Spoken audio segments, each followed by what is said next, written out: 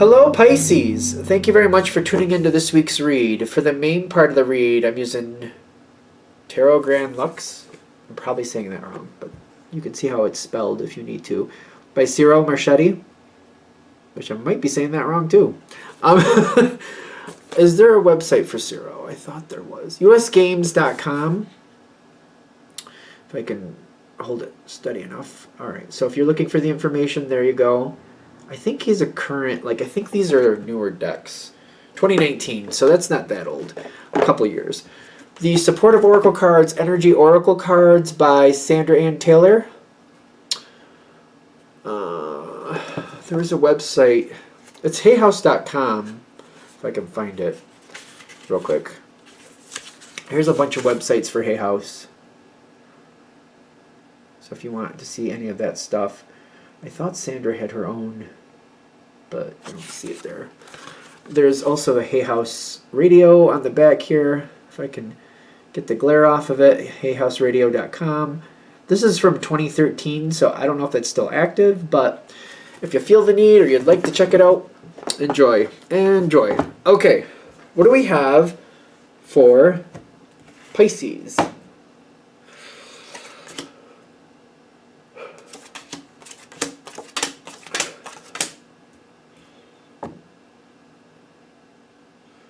What?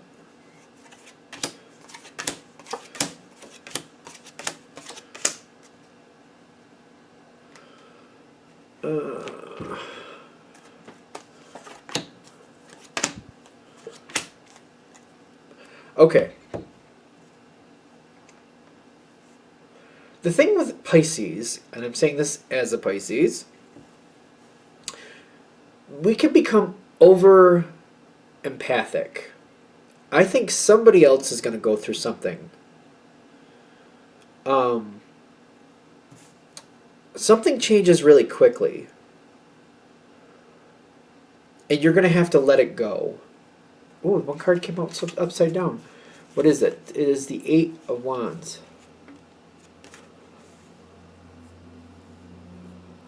This is ironic, because I feel like what's about to happen to you seems like it came on quickly. In truth, it didn't. So that seems interesting to me. Like, the part you have to deal with or acknowledging, accepting what's happening, that seems very fast to you.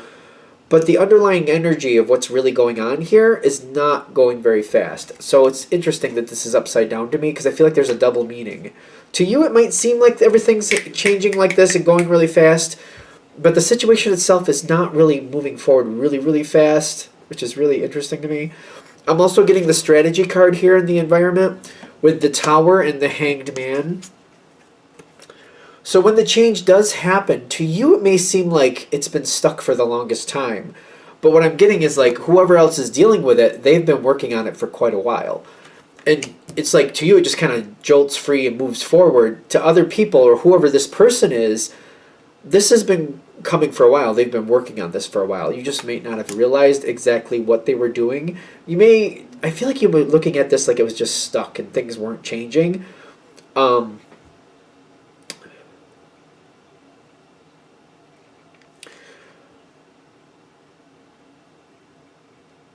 Go slowly with this. I got one card here at the bottom I do want to see. The Two of Cups at the bottom, coming forward.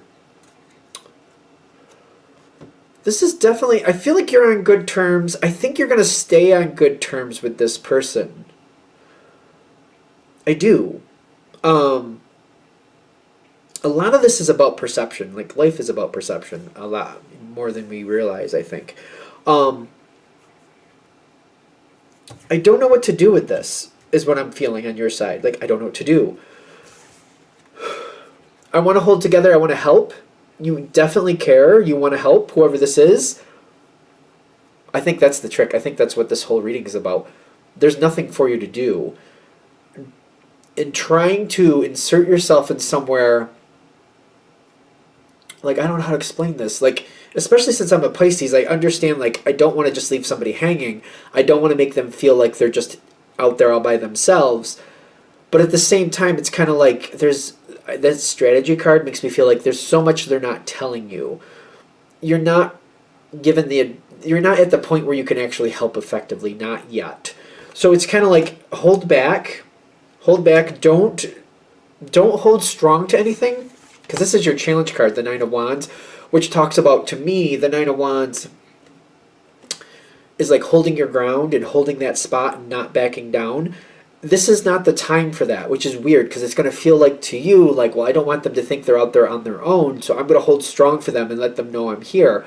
It's not the time to do that. Roll with it. The Temperance card is kind of like, as it comes towards you, handle it as it comes towards you. Temperance is very much like, what's today showing me? What's today giving me?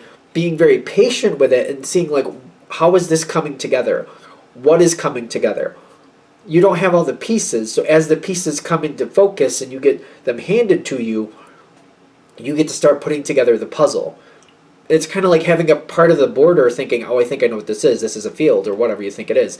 Then finding out later, no, it's actually a city view. It was just that this part was a cart or something. You don't have full view of what's about to happen. You don't have full view about what's about to happen. There's going to be a really, really rough time. That is the 8. Oh, that's better. How it's going to feel and what's actually happening is different.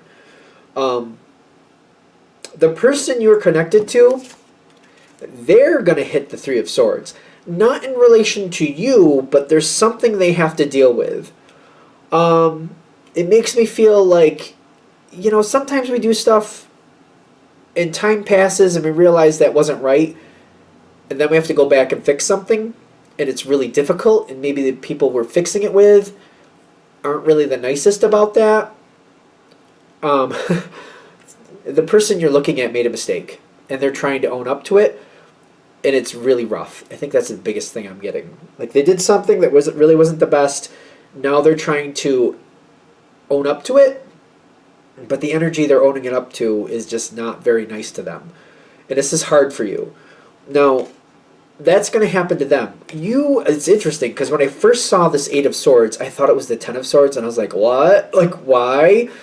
I think it feels hard for you, because I feel like you're very empathic, and this is what we're warning about in the very beginning.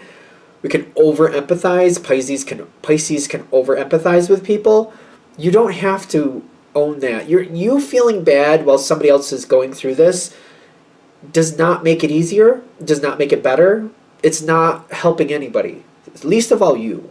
So giving yourself permission to let it go and step away from it, and just when they come to you and they talk to you, you're very caring. You have a lot of empathy. When they're talking to you or they need something from you, okay, that makes sense. When they step away, you stepping away as well is what's necessary. As a Pisces, I'm going to say this. I probably say this a lot. Paul McKenna, big fan of Paul McKenna. The book is I Can Mend Your Broken Heart. It does not damage good relationships. That's the key to that. It does not damage good relationships. It will teach you to disconnect when you need to and not get dragged down the stairs emotionally when you shouldn't be. I highly recommend that book if that's a challenge, and I feel like for a lot of us Pisces, it's a challenge. It's helped me a lot. I'm just saying, there's no reason for you to feel bad and wallow in this pain when it doesn't help you, it doesn't help them. You're not going to be in a position to make things better.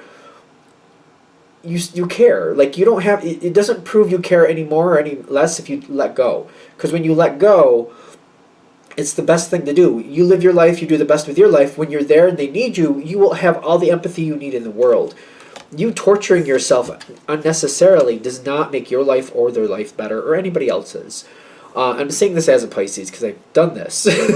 And for some reason in my brain, when I've gone through this, I thought, well, I don't want to be like callous or I don't want to act like I don't care. And I thought to myself later, you're sitting at home in your room overthinking things that have nothing to do with you. How is that helping anybody? Answer, it's not. It's just not. At least of all me. So I'm just saying that as a person who's gone through it and had to really kind of accept me feeling bad for them because they're going through something bad and feeling really heavy about that does not make it better for anybody. Me letting go, but being there and just saying if they need something, I'll do what I can for them, and just letting it go and just letting it be, that is actually helpful. When you just kind of I'll be here when they need me, I'll stay healthy and happy, And when they come towards me, if they need something, if I can help, then I will help. Other than that, me feeling bad about it is not good for anybody. As an upswing, which might make this reading better for you, by them owning this and dealing with this, they end up with the Ten of Cups. They end up with true value coming in. They are rectifying this. They have to go through that valley of death if you want to. They have to go through that horrible moment. They have to go through these things. And when they get to the other side, they'll truly be able to be happy. They're clearing out their own mess. This is not for you to own.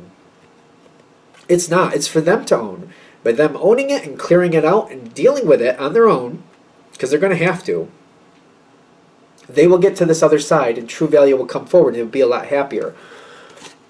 I don't know. I hope I said it right, because I understand, like, as a Pisces myself, you don't want to, like, leave them out there hanging, and I get that. But you also have to step back and go, me just feeling bad about this without even, like, helping them, it doesn't do any good. So pull yourself back. I recommend that Paul McKenna book. I love Paul McKenna anyway, so any of his books I would recommend checking it out. If something pops out to you, go for it. Knock your socks off, you know? This situation is going to get better, but this person has to go through this. They have to go through it. Are we good? I think I got there. So whatever I needed to say, I think I said it. All right. Thank you for watching. I hope that helps. If you'd like a direct reading from me, shoot me an email, jamesforastral@gmail.com. That's James the number 4, astral@gmail.com. If you're interested in the donation information, that's below with the same email. Thank you for watching, and have a great day.